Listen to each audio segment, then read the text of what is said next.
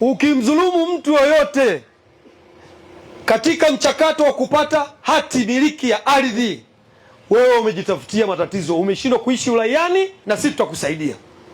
Wewe ni mwizi kama mwizi mwingine. Msikubali wananchi, hakuna udalali, hakuna mtukati katika mchakato wa kupata nini? Hati. Akina mama, mimi nawapongezeni sana. Dalali hayupo katika vitu ambavyo nimefurahia na hili nalisema tena. Akina mama, nyinyi mnatisha. Hakuna dalali hata mmoja hapa. Hakuna dalali hata mmoja. Mmekuja wenyewe. Hii ndiyo inayotakiwa.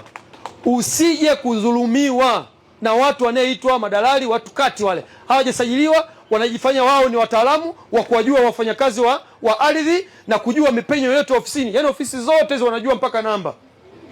Wewe una hata kiwanja. Wewe unakuja hapa ardhi unaanza kufanya nini? Katafuteni kazi zingine. Nyinyi mnajiita madalali fake nyie.